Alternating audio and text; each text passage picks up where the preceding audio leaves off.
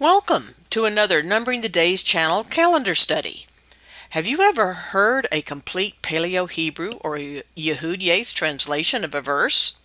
Well, since this week has only a few events, Joshua is going to read you one. You will learn more about our ministry and work with the Paleo Hebrew and the YahudYath language.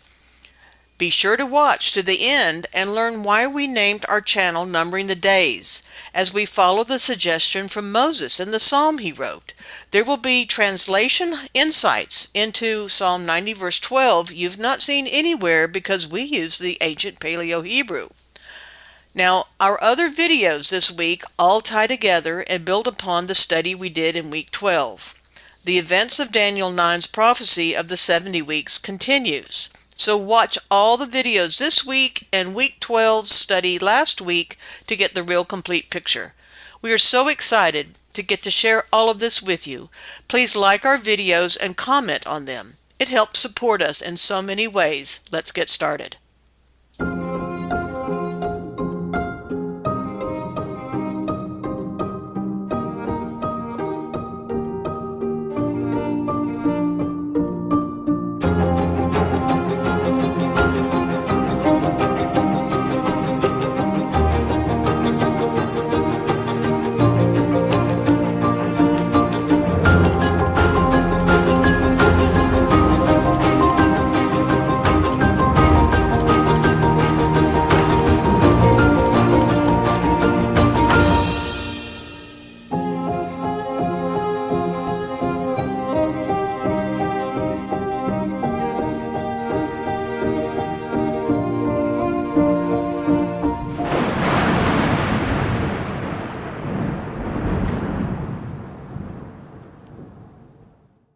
Hello there, this is Joshua, your host for week 13. It's a small week again. Noah is in the last couple of days of his reigning. Isaac gets circumcised. Last day of reign for Noah. Now on the next day, waters go 15 cubits above the high mountains. Test for yourself Genesis and Jubilees on when and where the ark lands. The accounts are different. See Jubilees 5:28 through 30 versus Genesis 8:1 through 5. Genesis 7:20 and Jubilees 5:26 say water was 15 cubits above the tallest peak on earth, Mount Everest, 29,029, in the Himalayas, if it was there at the time. The mountain called Ararat in Turkey is approximately 16,000. Yes, I know people will disagree with me. This is Sierra. However, I have a difficult time harmonizing these two accounts and believing that in a very short time, half of the water volume required to flood the entire earth disappears so Noah can land in Turkey. In my research, I can only believe the ark lands there if it was not a worldwide flood. So I am mentioning here because this is the end of the incoming water and will be the peak of the water's height above the mountains. We will be testing and discussing this in later weeks in depth when the ark actually comes to rest on a mountain. The next day is the Sabbath, a couple quiet days. Then we get a seasonal division day. This is the first seasonal division day this year, the 31st day of the third month. If you have one of our calendar boards or boxes, this is the day you move your day of the month peg into the special hole in the lower right hand corner of the board for the 31st day. Jacob cares for his parents. Jacob sent his mother and father provisions of clothing and food 4 times a year between the months. Be sure to watch the video coming out this week on what the seed of Abraham actually do, as this will be mentioned in a bit more detail in that video.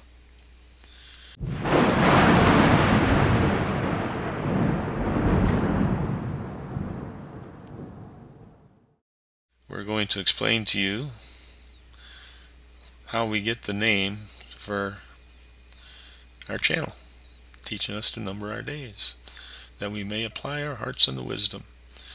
Now in the YahudYath, when my wife does this, she says it says more.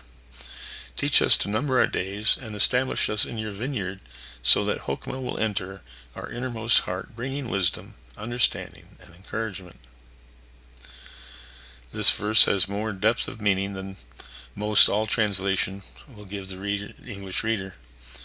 The only word or letters truly skipped is the nun beit aleph, where nun is a prefix indicating action, and beit aleph is a two-letter YahudYath root for someone, something, coming and entering in. Either we, numbering our days, are entering into our hearts of Chokmah, or wisdom is.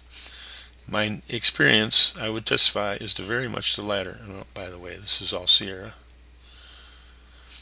my wife. And the word translated heart is not referring to the physical heart, lamed beit, but the innermost thoughts, feeling, the lamed beit.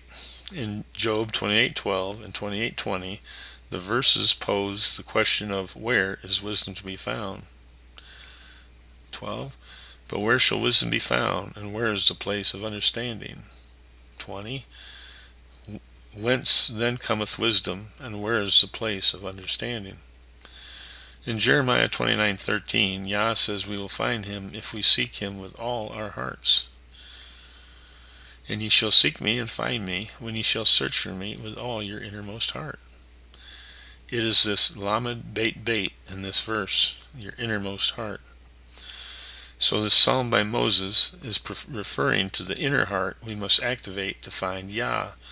And Moses in this verse says if we number our days, we are allowing Chokmah, wisdom, to enter.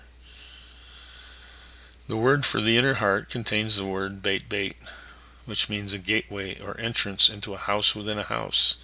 So the lamed can be a prefix meaning towards, for, and into something. So the place we are moving towards, meeting Chokmah, is at a gate, which is exactly where wisdom says we are supposed to meet her. Blessed is the man that heareth me, watching daily at my gates, waiting at the posts of my doors. That's Proverbs 8:23. This verse also speaks to the idea of plantings in a vineyard. Numerous verses can be found using the metaphor of our being plants or trees in his garden, such as Psalm 92:12-13. The righteous man will flourish like the palm tree. He will grow like a cedar in Lebanon, planted in the house of Yahweh. They will flourish in the courts of our Elohim. My wife making comments. I have experienced personally the feeling of growing roots and reaching upwards the more cycles, the more years I have been numbering my days, which leads to the comments below on the next word. The more time you spend with someone, the more you get to know them.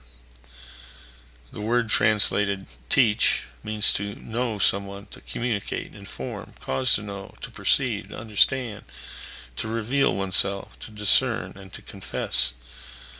The richness of this word is experienced as we become synchronized to the cycles of creation, the movements of the heavenly bodies with their rhythms.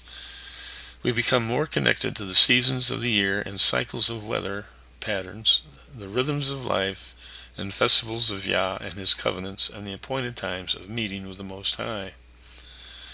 The word translated so at the beginning of Psalm 90:12, Kaf Nun, is defined as right, truthful, honest, to be established, to be firm, stand, pedestal. In Ernest Klein's A Comprehensive Etymological Dictionary of the Hebrew Language. So does not communicate the meaning. As we number our days and move in synchronicity with the heavenly tabernacle, deeper and deeper truths are revealed as we walk in this path of light. We are watered by Yah, and as his planting in his vineyard, we become established, firm, and upright. The living word comes alive in us as it grows in us, so do we blossom. The word for numbering in Psalm 90:12 is the feminine plural form of manna, as in the manna that fell in the wilderness to feed the people and was collected each day. This word includes in its depth of meaning musical chords. What has been hidden inside daughters comes out for expression, something built up through singing and connecting to the mark sign of completion. Whether you have musical talent or not, we all appreciate forms of music. Imagine that the heavenly choirs are singing on those appointed times on the heavenly calendar. As you number your days and come into synchronicity with them, you too can hear their music and or sing in harmony with praise and worship. Music is a very mathematical, requiring musicians to count and number every note and breath. Yet it goes even deeper. In my research, because the feminine plural ending vav, tav, in YahudYath is a word as its own. It is not just a suffix. Instead of reading plural manna, it can be read as the manna of va tav, the manna that connects you to the covenant, the goal of your journey. There is so much richness to this word to be shared in YahudYath language courses. I believe the bride follows the Torah, the instruction of Moses to number her days, which leads to a reunion with wisdom, who is no longer is forgotten, but welcome in great rejoicing. Jeremiah 2:32. Can a maid forget her ornaments, or a bride her attire? Yet my people have forgotten me days without number. I rejoice in anyone who hears this commentary and responds to Yah and the call of Chokmah in the gates of their inner being. Shalom. That's our teaching for the week. I hope you've enjoyed it. May Yah bless.